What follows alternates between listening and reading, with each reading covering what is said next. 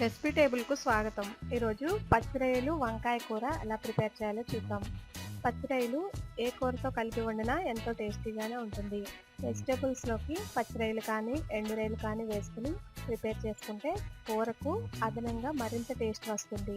పచ్చిరొయ్యలు అలాగే వంకాయ కూరను ఎలా ప్రిపేర్ చేసుకోవాలో చూద్దాం. కావలసిన పదార్థాలు: పచ్చిరొయ్యలు పావు కేజీ శుభ్రం చేసుకుని తొక్క తీసుకుని పెట్టుకోండి. వంకాయలు పావు కేజీ కట్ చేసుకుని సాల్ట్ వాటర్లో వేసుకుని పెట్టుకోండి, లేదంటే బ్లాక్గా అయిపోతాయి. టమాటాలు 2 కట్ చేసుకుని పెట్టుకోండి. ఉల్లిపాయలు 2, పచ్చిమిర్చి 4 కట్ చేసుకుని పెట్టుకోండి. పసుపు పావు టేబుల్ స్పూన్, ఉప్పు 1 టేబుల్ స్పూన్ లేదా రుచికి సరిపడినంత, కారం 2 లేదా 3 టేబుల్ స్పూన్స్, మసాలా కారం అయితే 3 టేబుల్ స్పూన్స్ సరిపోతుంది. అల్లం వెల్లుల్లి ముద్ద 2 టేబుల్ స్పూన్స్, గరం మసాలా పొడి 1 టేబుల్ స్పూన్, కరివేపాకు అలాగే కొద్దిగా కొత్తిమీర, నూనె 3 లేదా 4 table spoons, water 100 ml water. ముందుగా పచ్చిరొయ్యలు వంకాయ కూర ఎలా ప్రిపేర్ చేయాలో చూద్దాం. ఒక ప్యాన్లో ఆయిల్ వేసుకుని ఆయిల్ హీట్ అయిన తర్వాత శుభ్రం చేసి ఉంచుకున్న పచ్చిరొయ్యలు వేసి వేయించుకోండి. ముందుగానే పచ్చిరొయ్యలను వేపుకోవడం వల్ల పచ్చిరొయ్యల్లో ఉన్న మాయిశ్చర్ అంతా పోతుంది. 1 నిమిషం పాటు పచ్చిరొయ్యలను ఫ్రై చేసుకున్న తర్వాత కొంచెం పసుపు వేసి వేపుకోండి. ఇప్పుడు కట్ చేసి ఉంచుకున్న ఉల్లిపాయలు పచ్చిమిర్చిని వేసి బాగా ఫ్రై చేసుకోండి. ఉల్లిపాయలు బాగా మెత్తగా అయ్యేంత వరకు ఉడికించుకోవాలి. అందువల్ల ఉల్లిపాయల్లో కొంచెం ఉప్పు వేసి మూత పెట్టి మగ్గనివ్వండి. ఉప్పు వేయడం వల్ల ఉల్లిపాయలు త్వరగా మగ్గుతాయి, అంటే మెత్తగా అవుతాయి.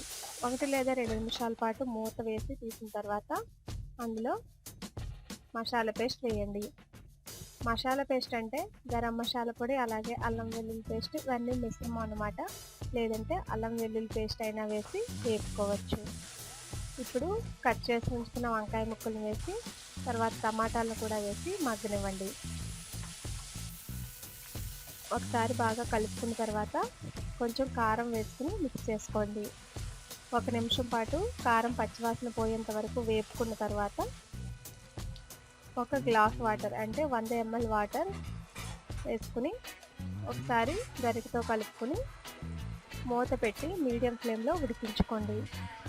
ఒక 5 నుంచి 8 నిమిషాల పాటు కూరను ఇలా ఉడికించుకున్న తర్వాత ఆయిల్ పైన ఇలా తేలుతూ ఉంటుంది. ఆయిల్ ఇలా తేలుతుంటే కూర రెడీ అయినట్టు లెక్క. ఇప్పుడు చాప్ చేసి ఉంచుకున్న కొత్తిమీరని చల్లుకుని స్టవ్ స్విచ్ ఆఫ్ చేసుకోండి. వంకాయలు పచ్చిరొయ్య కూర ఎలా ప్రిపేర్ చేయాలో చూసారు కదా.